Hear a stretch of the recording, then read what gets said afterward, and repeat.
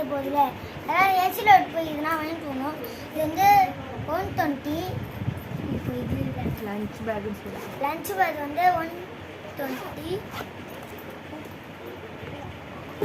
இது வந்து 40 rupees. இது வந்து 40 rupees இருப்பாங்க. இதில் வச்சிடலாம்.